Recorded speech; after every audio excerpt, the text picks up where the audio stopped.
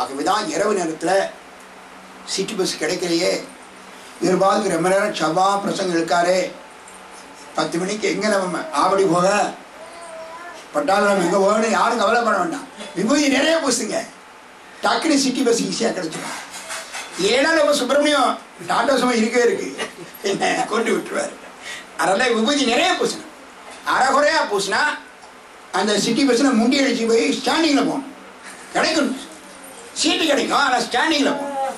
நிறைய பூசினா சீட்டு கிடைக்கும், சௌரியமாக போயிடலாம். பெரியவர்களே, திருநீற்று சார்புடைய ஏனாதிநாத நாயனாரை அறைவுகள் விடுத்து அதிசூரன் நிற்கிறான். சரி,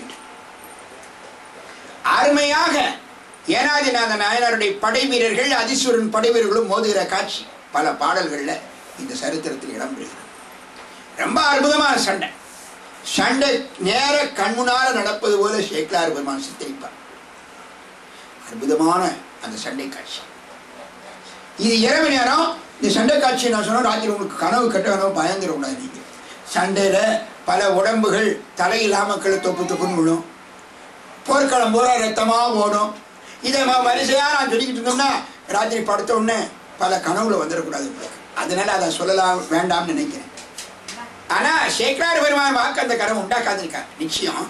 அந்த சண்டையில ஒரு 1-2 பாடல் அருமையாக நம்முடைய நாயனாருடைய படை வீரர்களும் அழுக்காறு கொண்ட அதிசூரன் படை வீரர்களும் மோதுகின்ற காட்சி.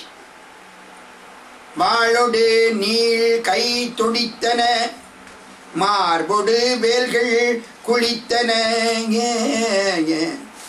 தோளொடு வாழி நிலத்தன, தோளொடு தோள்கள் தகைந்தன, தாளொடு வார்களல் இட்டன, தாரொடு சூழ் சிரமற்றன, நாளொடு சீரி மலைப்பவர் நாடிய போசை களத்தினில் என்று அந்த போர்க்கள செய்திகளை அழகா வர்ணிக்கிறார். சில இடங்கள தலையில்லாம உடம்பு அப்படியே போகுதான். அந்த முண்டை தலையை எடுத்தோம்னா கொஞ்ச நேரத்தில் இருக்கும், உயிருள்ள மாதிரி இருக்கும். கொஞ்சம் கற்பனை பண்ணி பாருங்க, தலையில்லாத யாராவது கண்டக்டரோ யாராவது பேசஞ்சரோ பஸ்ல இருந்தா என்னத்துக்காக நமக்கு ஒரே ஓட்டாவோட இறங்கின டிரைவர் மேலே எடுத்து ஓடிவார். அது கற்பனை பண்ணி பார்க்கணும். அந்த போர்க்களத்துல தலையில்லாத முண்டம் அப்படி போகுதான். அந்த காட்சியை வர்ணிக்கிறார் ஆசிரியர். அப்படி வேகமா வெட்டிட்டான், தலை போயிடுச்சு. விரைவாக வந்த வீரன் தலை இழந்த பிறகும் கூட அந்த வேகத்தினால கொஞ்சம் தூரம் போனான். இந்த காட்சி தோள்கள் மேல எண்ணற்ற அம்புகள், அந்த அம்புகள் குத்தி குத்தி குத்தி குத்தி அந்த அம்புகள் எல்லாம் கீழே விடுகிற காட்சி. வாளோடு வாழ் மோதுகின்ற காட்சி. எங்க பார்த்தாலும் ஓ ஓ என்று சத்தமிடுகிற காட்சி. போர்க்களத்தினுடைய செய்திகள் அருமையாக வர்ணிக்கப்படுகின்றன சேக்கிழார் பெருமான். இப்பொழுது வீரர்களோடு மோதினார்கள். நாயனார் பின்பக்கத்தில் நிற்கிறார், முன்னால் வந்துட்டார். தன் வீரர்களுக்கு ஏற்படுகிற நிலையை கண்டார், உடனே முன்னால் வர ஏனாதிநாத நாயனார் தன்னுடைய வாளை சுழற்றி கொண்டு வருகிறார்.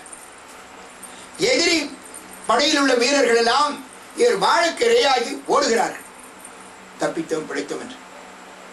அதிசூரனுக்கும் ஏனாதிநாத நாயனாருக்கும் நேருக்கு நேர் சண்டை. சற்று முன்னால் வீரர்களுக்கு வீரர், இப்பொழுது நாயனாரும் அதிசூரனும் மோதுகின்ற காட்சி. ஏற்கனவே நம்ம கூறியபடி விபூதி நமக்கு ஒரு அருமையான ஆயுதம். அந்த விபூதி நிறைய புஷ்டிருக்கிற நாயனாருக்கு தோல்வி வருமா? வராது. ஆகவே ஆற்றலோடு சண்டையிடுகின்ற அற்புத நாயனாரை அதிசூரன் வென்றுவிடலாம் என்ற அந்த கனவு பொடியாகிறது. நாயனார் அதிசூரனை அற்புதமாக அந்த போர்க்களத்தை தோற்கடித்து புறமுதியிட்டு ஓடுமாறு செய்கிறார். அதிசூரன் தலைதெறிக்க ஓடுகிறார். நாயனார் சந்தோஷமாக இல்லம் திரும்புகிறார். அப்ப சரித்திரம் முடிஞ்சிருக்குமே, அப்பதான் வெற்றி கிடைச்சிருச்ச, சரித்திரம் முடிஞ்சிருச்சா? இல்ல, நாயனார் செயற்கரிய ஒரு செய்ய காட்ட சுவாமி காட்டுகிறார். அதிசூரன் தோற்றான், நாயனார் ஜெயிச்சார். எனவே இந்த புராணம் பூர்த்தி ஆயிடுச்சு அப்படின்னு யாரும் கனவாராதீங்க. இன்னும் இருக்கு முக்கியமான இன்பத்தான் வரும். திருநீற்றின் சிறப்பை நாயனார் சரித்திரம் நமக்கு எடுத்துரைக்கிறது என்று நாம் முதல் 2வது பாட்டை பார்த்தோம். தொன்மை திருநீற்று தொண்டின் சிறப்புடையவர் என்று பார்த்தோம். அத போர்க்களத்துல நாயனார் எப்படி கடைபிடிக்கிறார் பார்க்க போறோம். இப்பொழுது தோற்றது யாரு? உங்கள்கிட்ட கேள்வி வைக்கிறேன். நானா தான் சொன்னேன். தோற்றது யார்? கேள்வி வேணாவும் எனக்கு விட எனக்கு. தோற்றது அதீஸ்வரன், வென்றது ஏனாதிநாத நாயனார். அவமானத்தினுடைய சிகரமாக, அதிர்ச்சியினுடைய மகுடமாக அதீஸ்வரன் இல்லம் திரும்புகிறான். அன்று முழுக்க அவன் தூங்கல. எப்படியாவது நாயனாரை வெல்லணுமே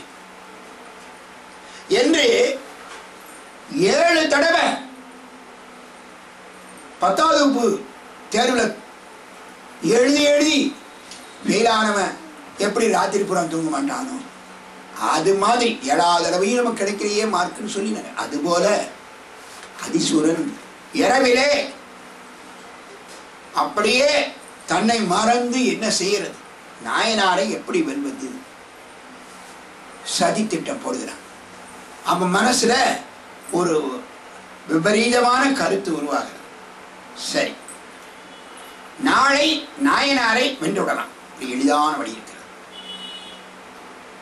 2 தூதர்கள் அனுப்புனா, எயிரனூர் என்று சொல்லக்கூடிய அந்த அருமையான ஊர்ல ஊர் கடைசியில ஒரு மைதானம் இருக்கு.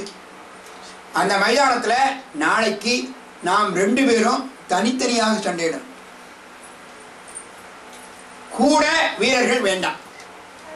அவர்களுடைய உயிர் வம்பா வீணாகுது.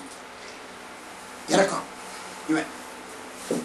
நாம் இருவரும் தனித்தனியான யுத்தம் செய்வதற்கு நாளை மாலையிலே 5 மணிக்கு வருக. 5 மணிக்கு பெரியவரம் இல்லை. நீ வாட்டி வீட்டில் போய் தேடி பார்க்காதீங்க. ஒரு உதாரணம், ஒரு நேரம் சொல்லி மைதானத்தை சொல்லி தூது விடுகிறான் அதீஸ்வரன். நாயனார் மகிழ்ச்சியோடு ஏற்றுக்கொண்டார். அப்படியா? போன அதீசூரன் போரில் அவருக்கு அழிந்த மானமிக மீதூர மண்படுவான் கண்படான் ஆன செயல் ஓர் இரவும் சிந்தித்து அலமருவான் ஈனமிகு வஞ்சனையால் வெல்வன்ய எண்ணினான். போன அதீசூரன் போரில் அவருக்கு அழிந்த மானமிக மீதூர அவமானம் இருக்குது. போர்க்களத்தில் ஏனாதிநாத நாயனாருக்கு தோற்று விட்டேன் என்ற அவமானம் அதிகமா மாறி மாறி துளைக்குது. அவன் மண்படுவான். நாளைக்கு அவன் தோக்க போறான். முன்னாலே சொல்லிட்டார். மண்படுவான் கண்படான். தூங்கல, இரவு தூங்கல. நாளைக்கு அவன் மண்பட போறான், பூமியில விட போறான். அவன் தோற்கடிக்கப்பட போகிறான். நரகத்துக்கு அவன் ரெடி ஆயிட்டான். நாயனாருக்கு மீது தீங்கிழைக்க நினைக்கிறான். அவன் இந்த பூமியில் இருக்க போறதில்லை என்றெல்லாம் குறிப்பு இங்க அழகா சேக்கலார் பெருமான் காட்டுறவங்க. மண்படுவான் கண்படான். கண்ணு தூங்கல, அவன் மண்ணுக்குள்ள போறான் நாளைக்கு. எனவே மண்படுவான் கண்படான். இப்படி அருமையான நயம் பாருங்க. ஆன செயல் ஓரிரவும் சிந்தித்து அலமருவான். என்ன செய்யலாம், எப்படி செய்யலாம் யோசனை கேட்க. நிறைவாக அவன் உள்ளத்துல ஒரு எண்ணம். என்ன எண்ணம்? ஈனமிகு வஞ்சனையால் வெல்வன் என்ன எண்ணினான். வஞ்சனை திட்டம் போட்டு இவரை தோற்கடிப்போம். நேருக்கு நேருக்கு சண்டை போட்டாலும் நம்ம தான் தோற்கடிக்கப்படுவோம் சொல்லி என்ன செய்ய போறான் பாருங்க. இந்த அருமையான நாயனாரை வஞ்சனையால் வெல்வதற்கு திட்டமிட்ட அதீஸ்வரன் நாயனார் பால் தூது விடுகிறான். என்ன தூது விடுறான் பாருங்க. சேட்டாரும் கங்குல் புலர்காலை தீகோன் நாட்டாரை கொல்லாதே நாம் இருவே வெவ்வேறிடத்து வாழ்த்தாயம் கொள்வோர் மலைக்க வருக என்ன தோட்டார் பூந்தாரார்க்கு சொல்லி செலவிட்டான். நாம் இருவரும் தனியே சண்டையிடுவோம். நாட்டார்கள் நம்முடைய உறவினர்கள் எல்லாம் இதில் உயிரிழக்கக்கூடாது. நாம தனியா சண்டையிடுவோம் என்று சொல்லிவிட்டான். நாயனார் கேட்டார். சரி, அங்கனமே ஆகுக. மறுநாள் அந்த குறிப்பிட்ட இடத்திற்கு நாயனார் செல்கிறார். அந்த மைதானத்துல தூரத்துல அதீஸ்வரன் வரும்போது எப்படி வரா? தன் முகத்தை கேடயத்தால் மறைத்து அப்படியே அப்படியே மறைச்சுக்கிட்டே வர முன்னால வர. நாயனார் வடகடேசில நிற்கார், தென்கடேசில அதீஸ்வரன். அப்படியே 2 பேரும் நெருங்கி கொண்டிருக்கிறார். ஆனால் நெருங்கிற அந்த சமயத்தில எல்லாம் அதீஸ்வரன் தன் முகத்தை காட்டுவார். அப்படியே கேடயம், அந்த காலத்துல கேடயம், இந்த காலத்து இட்டு தட்டுல அப்படி ஞாபகம் வீட்டுக்கு இட்டு கேடயம் மாதிரி வச்சுக்கலாம். அந்த மாதிரி கேடயம் வாள் தாக்குனாலும் துளைக்க முடியாத ஒரு அருமையான தடுப்பு கருவி. அதை இடது கையில வச்சிருப்பாங்க, வலது கையில வாள் இருக்கும் சண்டையிடுகிறவர். இப்பொழுது இந்த கேடயத்தை கிழதை வச்சுக்கலாம்னா அவன் அப்படி வைக்கிற முகத்தை மறைச்சுக்கிட்டே வான. இந்த தீவிரவாதிகளை முகத்தை மறைச்சிடுவாங்க போட்டோ எடுக்க போது. இங்க பத்திரிகையில் பார்க்க அவன் முகம் தெரியக்கூடாது. முகத்தை பார்த்தா நமக்கு பாவம் பிடிச்சிடல. அதனால அவன் மேலே நம்ம மேலே இறக்கப்பட்டு இந்நேரம் குண்டு வைக்கிற தீவிரவாதிகள்லாம் முகத்தை மறைச்சு போஸ் கொடுப்பாங்க. அதே மாதிரி கேடயத்தை மறைத்து வைத்துக் கொண்டு முகத்தை மறைத்து வைத்துக் கொண்டு முன்னேறி வருகிறான் அதீஸ்வரன். நாயனார் பார்க்கிறேன் எப்படி வரான். எரிஞ்சாச்சு, ஒரு அடிதான். 2 பேரும் மோத போறாங்க. வாளோடு வாழ் மோத போகிற சமயம் என்ன நடக்கிற பாப்பமே. சேக்கலார் பெருமான் திருவாக்களை காப்பமே. இப்பொழுது வாளோடு வாழ் மோத போகிறது. அதீஸ்வரன் என்ன செய்ய போகிறான் பாருங்க. அவன் என்னமோ ஒரு திட்டம் போட்டான, அந்த திட்டத்தை பாருங்க. தீங்கு குறித்து அழைத்த தீயோன் திருநீரு தாங்கிய நெற்றியினார் தங்களையே எவ்விடத்தும் அங்க வரும் தீங்கிழையார் என்பது அறிந்தானாய் பாங்கில் திருநீரு பண்டு பயிலாதான். திருநீரு நெற்றிலே பூசிட்டா இவர் நம்மை தாக்க மாட்டார். அடியார் எதிரில் நின்றால் வணங்குவாரை உடைய வாழ் கொண்டு சண்டையிட மாட்டார். அதைத்தான் யோசனை பண்ண. பாங்கில் திருநீரு பண்டு பயிலாதான். இதுவரைக்கும் விபூதி கொஞ்சம் கூட நெத்தியில 1 சென்டிமீட்டர் நீளம் 1/2 சென்டிமீட்டர் அகலம் கூட அவன் போட்டதில்லை. இங்கெல்லாம் நல்லா பூச்சிருக்கே. அப்படி 1 சென்டிமீட்டர் நீளம் 1/2 சென்டிமீட்டர் அகலத்தை எங்க பக்கத்தில் பூசுவாங்க. எவ்வளவு பெரிய நெத்தி சாமி கொடுத்துருக்கிறார். அது அழகா 3 விரல கொடுத்துக்கிறேன். 3 அழகா பூசலாமே, லேசா பூசுறது. பண்டு பயிலாதான். இதுவரைக்கும் விபூதி பூசாத அதீஸ்வரன் என்ன செய்யறான் பாருங்க. வெந்நீரு நெற்றி விரவ புறம்பூசி உள் நெஞ்சில் வஞ்ச கருப்பும் உடன் கொண்டு வண்ண சுடர்வாள் மணிப்பலகை வலம் கை கொண்டு புண்ணிய போர் வீரருக்கு சொன்னவிடம் புகுந்தான். நெற்றியில் நிறைய பூசினானா. ஆனா எப்படி பூசினான்? புறம் பூசினான். உள்ளத்துல அன்பில்லை. வெளியே மாத்திரம் பூசினான். வேடம், வெறும் வேஷம். அவ்வாறு புறம் பூசினான். மனசுல என்ன வச்சுக்கிட்டான்? உள் நெஞ்சில் வஞ்ச கருப்பும் உடன் கொண்டு, மனசுல வஞ்சமான கருப்பு எண்ணத்தோட போறான். நாயனாரை வெல்வதற்கு இப்படி வஞ்சனை திட்டத்தோட போறான். வண்ண சுடர்வாள் மணிப்பலகை கை கொண்டு, அந்த கேடயம் கை கொண்டான். புண்ணிய போர் வீரருக்கு, புண்ணிய போர் வீரர் நாயனார் அடைமொழி பாருங்க. புண்ணிய போர் வீரருக்கு சொன்ன இடம் வந்தாச்சு. இப்பொழுது அருகே நெருங்கிட்டான். முன் தனி வீரருக்கு எதிரே மூண்டான் மரம் பூண்டான். அப்பொழுது ஒரு அதிசயமான நிகழ்ச்சி நடக்குது. அடல் விடையேறி என்ன அடர்த்தவனை கொல்லும் இடை தெரிந்து தாழ்பெயர்க்கும் ஏனாதி நாதனார் உடை பெயர்ந்த மாற்றான் பலகை புறம்போக்க கடையவந்தன் நெற்றியின் மேல் வெந்நீர் தாம் கண்டார். கடையவந்தன் நெற்றியின் மேல் வெந்நீர் தாம் கண்டார். அடல் விடையேறி என்ன அடர்த்தவனை அடல் விடையேறி என்ன அடர்த்தவனை கொல்லும் எடை திறந்து தெரிந்து தாழ்வேற்கும் ஏனாதிநாதனார். எந்த வழியில எப்படி போனா அவரை வெற்றி பெறலாம் என்பதுக்கு அப்படியே வாழை கொண்டு பக்கத்தில் நெருங்கிட்டு இருக்கிறார் ஏனாதிநாதனார். அந்த சமயத்துல புடை பெயர்ந்த மாற்றான் டக்குனு இடத்த மாத்தணும். அவர் எதிரே வருகிற கொஞ்சம் இடத்த மாத்தணும். புடை பெயர்ந்த மாற்றான் பலகை புறம் போக்க மூடியிருந்த கேடயத்தை சற்று தள்ளி முகத்தை காட்ட நாயனார் பார்க்கிறார். இதுவரைக்கும் நெத்தில போய் அதீஸ்வரன் எப்படி இருக்கிறான்? கடைய வந்த நெற்றியின் மேல் வெந்நீர் தாம் கண்டார்.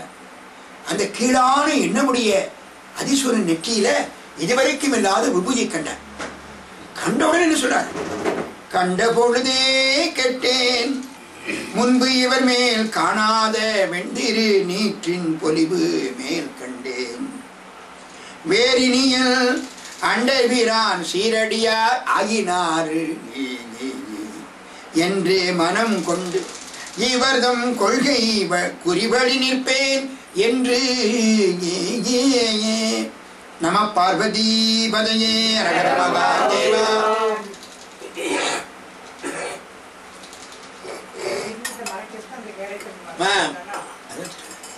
கண்ட பொழுதே பார்த்த உடனே அதிலோ நான் தப்பு விட்டேன். நான் சொல்ல கண்ட பொழுதே கேட்டேன் முன்பு இவர் மேல் காணாத இதுவரைக்கும் இவர் நெத்தில விபூதி இல்லாத அந்த முன்பு இவர் மேல் காணாத வெண்திரு நீற்றின் பொலிவு அந்த விபூதியுடைய அழகு. முன்பு இவர் மேல் காணாத வெண்திரு நீற்றின் பொலிவு மேல் கண்டேன்.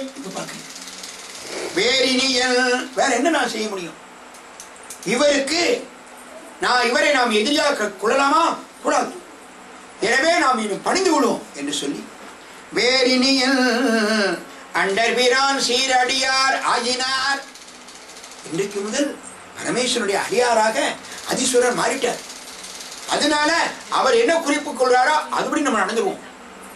அண்டர்பிரான் சீரடியார் ஆகினார் என்று மனம் கொண்டு இவர்தம் கொள்கை குறிவழி நிற்பேன் என்று தலை எப்படி குனிஞ்சார். அவன் வாழ்த்து வெட்டட்டும் தலை குனிஞ்சார். அடியாராகிய அதீஸ்வரன் முன்னால் நம்ம சண்டை போடலாமா? அவர் என்ன நினைச்சாரோ அது செய்யட்டும். யார் நினைப்பா? அப்படியே தலை குனிந்தார். கொஞ்ச நேரம் ஒரு சிந்தனை. கைவாளுடன் பலகை நீக்க கருதியது தன்னுடைய கேடயத்தையும் தன் வாளையும் கீழே போடலாம் நினைச்சார். ஆனா இன்னொரு எண்ணம் உதயமாகுது. கைவாளுடன் பலகை நீக்க கருதியது செய்யார். வாளையும் கேடயத்தையும் கீழே போடவன் நினைச்சார். ஆனா அதை செய்யல. எதற்காக? செய்யார் நிராயுதரை கொன்றார் எனும் தீமை எய்தாமை வேண்டும் இவருக்கு. இந்த சிவனடியாருக்கு நிராயுதபாணியாக இருக்கிற என்னை கொன்ற பாவம் அவருக்கு வந்துடக்கூடாது. அந்த காலத்துல ஆயுதம் இல்லாதவர் நிராயுதபாணி. ஆயுதம் இல்லாத என்னைய ஆயுதத்தோடு அவர் கொண்டாரானால் பாவம் அவருக்கு வந்துடுமா? நிராயுதபாணியை கொன்ற பாவம் இந்த சிவனடியாருக்கு வந்துடக்கூடாது. அதற்காக நாம் சண்டையிடுவது போல நம்முடைய வாழை காட்டுவோம். வாழையும் கேடயத்தையும் கீழே போட நினைத்த நாயனார் அதனை மாற்றுகிற செய்தியை பாருங்க. எப்படி சேக்கரார் பெருமான் நயமாக எடுத்திருக்கிறார் பாருங்க. கைவாளுடன் பலகை நீக்க கருதியது செய்யார். நிராயுதரை கொன்ற பாவம் எய்தாமை வேண்டும் இவருக்கு.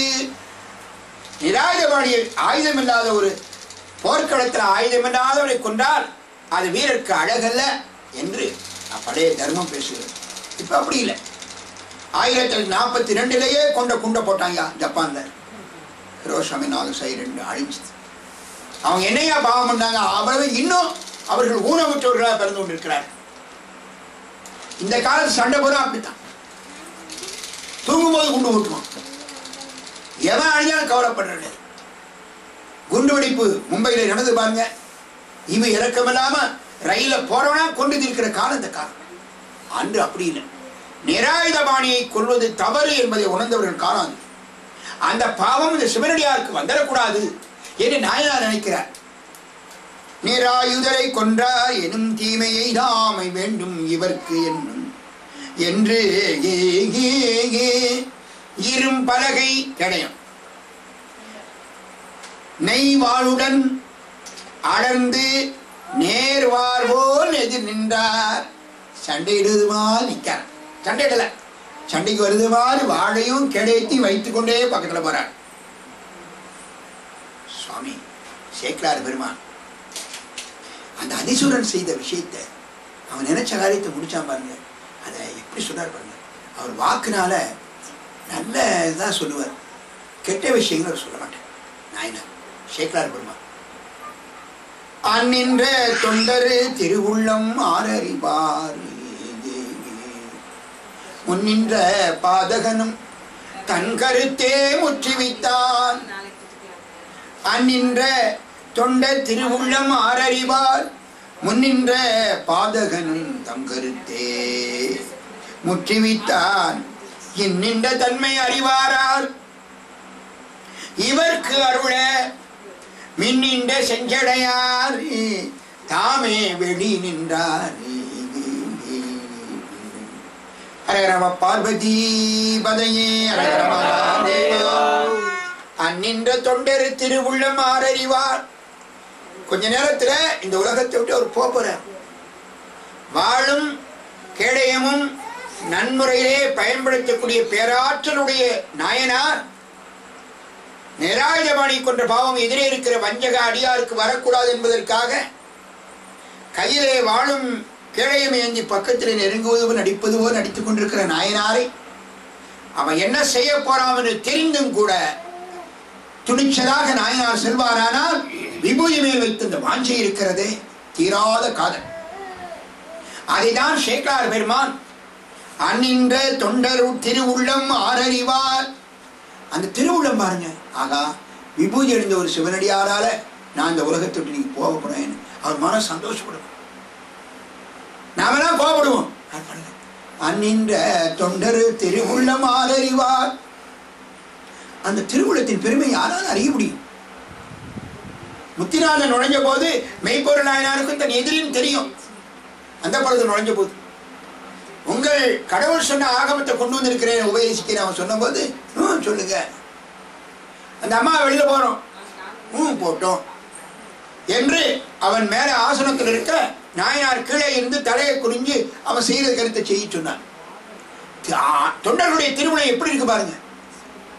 அந்நின்ற தொண்டரு திருவுள்ளம் ஆரறிவார் முன்னின்ற பாதகனும் தன் கருத்தே முற்றுவித்தான். எவ்வளவு நயமாக இந்த விஷயத்தை சேர்க்காது சொல்லுங்க. வாக்குனால சொல்ல மாட்டேன். இந்த மாதிரி மோசமான விஷயத்தை அவர் சொல்ல மாட்டேன். முன்னின்ற பாதகன் அவன் எதை நினைச்சு வந்தானோ அதை செஞ்சுட்டான். எப்படி பத்தல அப்படி ஆக்கமில்லாத வார்த்தைகளை சேக்கிழார் பெருமான் சொல்லவே மாட்டார். அதன நயமான ஒரு அற்புதமான நூல் பெரிய புராணம். அமங்கலமான வார்த்தைகள் பெரிய புராணத்தில் வரைய வர மங்கள சொற்கள் குறி சொற்கள் அடையாளமா புரிஞ்ச நம்ம புரிதாப்புல சில விஷயம் சொல்ற நேரடியாக சொல்ல மாட்டேன். முன்னின்ற பாதகனும் தன் கருத்தே முற்றுவித்தான். அவன் எது நினைச்சு வந்தானோ அதை செய்துட்டான். ஆனா சேக்கிழார் பெருமான் உள்ள பொறுக்கிற அதனால அவன் அதிசூரன் சொல்லாம பாதகன்னார். சிவனடியார கொல்லக்கூடிய அந்த அந்த அந்த உள்ளமுடையவன் நல்லவனா பாதகன். சேக்கிழார் பெருமான் உள்ளம் அப்படியே துடிக்குது. அதனால அவன் பாதகனார் இதுவரைக்கும் சொல்லாத வார்த்தை. முன்னின்ற பாதகனும் தன் கருத்தே முற்றுவித்தான். சுவாமி சும்மா இருப்பாரா? இன்னின்ற தன்மை அறிவாரார். இந்த தன்மையை உலகம் அறிய முடியுமா? இவங்க ரெண்டு பேரும் சண்டை போட்டது, அவர் கேடயத்தை விலக்கி தன் நெற்றில் இருக்கிற ஊயை காட்டினது, நாயனார் நிராஜபாணி கொல்லக்கூடாத அப்படியே வாழ வைத்து நடித்தது, பாதகன் நினைத்ததை முடித்தது. இந்த விஷயம் உலகத்துக்கு தெரியும். இன்னின்ற இந்நிலைமை தன்மை அறிவாரார் இவர்க்கு அருள. பரமேஸ்வரன் ஏனாதிநாத நாயனாருக்கு அருள் வாய்ப்பதற்காக என்ன செய்யறார் பாருங்க. மின்னின்ற செஞ்சடையார் தாமே வெடி நின்றாரே. அழகாக மின்னல் போல ஜொலிக்கின்ற ஜடாபாரத்தை உடைய பரமேஸ்வரன் வானத்துல காட்சி கொடுக்கிறார். வெளி நின்றார் மற்றி நாம் போற்றுவதின் வானோர் பிரான் அருளை பற்றவர்தம் கைவாளால் பாசம் அறுத்தருளி உற்றவரை என்றும் உடன்பிரியா அன்பு அருளி பொற்றொடியாள் பாகனார் பொன்னம்பலம் அடைந்தார். அரரம பார்வதி பதையே மற்றினி நாம் போற்றுவதல். ஒரு பெருமையை நம்மளால் சொல்ல முடியுமா? ஏனாதிநாதர் பெருமை.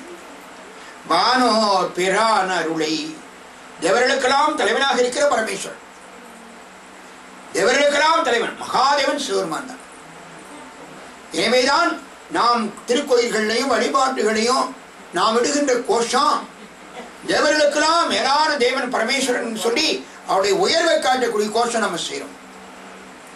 அரகர நம்ம பார்வதி பதையே என்று சொல்கிற ஒரு சமயத்துல பார்வதி தேவியாருக்கு மட்டும் கணவன் அல்ல, அவருக்கு மட்டும் நாயகன் அல்ல. அரகர மகாதேவா தேவர்களுக்கெல்லாம் தலைவன், அவர் அம்மைக்கும் தலைவன், நமக்கும் தலைவன். அரகர மகாதேவா என்று பெருமானுடைய அந்த சுப்ரீமசி உயர்வு, சிவபெருமான் தேவர்களுக்கெல்லாம் மேலான தேவன் என்று தம் உள்ளத்திலே பதிய வைக்கக்கூடிய அருமையான கோஷம் தான் அரகர நம பார்வதி பதையே, அரகர மகாதேவா என்பது. இதனுடைய ஆழம் தெரியாம சில பேர் அலட்சியப்படுத்திட்டு இருக்கிறாங்க. ஐயோ பாவம், அவங்களை பார்த்து பரிதாபப்படணும், கோபப்பட வேண்டாம். என்னைக்காவது ஒரு நம்ம பக்கம் வருவாங்க. அந்த கோஷத்தை புறக்கணிக்கிற கூட்டம் என்றாவது என்னைக்காவது ஒரு நாள் வரும், நம்ம கூட வரும். அவர்கள் நிலை கண்டு நம்ம பரிதாபப்படுவோம். 33 கோடி தேவர்கள் கூடியிருக்கிற அந்த இமயமலை மகாராஜா கல்யாண வீட்டை வச்சு மகாவிஷ்ணு சிவபெருமானை பாராட்ட அந்த கோஷம் அரகர நம பார்வதி பதையே, அரகர மகாதேவா. இனி மகாதேவன் அன்னை உமாதேவியருக்கு கணவன் என்று 2 வகையாகவும் சிவபெருமானை புகழ்கின்ற கோஷம் அந்த கோஷம். எனவேதான் இந்த இடத்துல மிக அருமையாக சேக்கிழார் பெருமான் பற்றலரை வானோர் பிரான் அருளை, வானோர் பிரான் யாருன்னு கேட்ட சிவபெருமான் தேவர்களுக்கெல்லாம் தலைவன். ஆகவே திருவாசகத்துல தேவர்கோ என்று சொல்லுகிற போது தேவர்களுக்கெல்லாம் தலைவனாக தேவர்கள், தேவர்கள் அறியாத தேவன், பூதநாயகன் புண்ணிய நாயகன், ஆதிநாயகன் ஆதிரை நாயகன் என்றெல்லாம் திருமுறைகள் பாராட்டும் அந்த பெருமானை.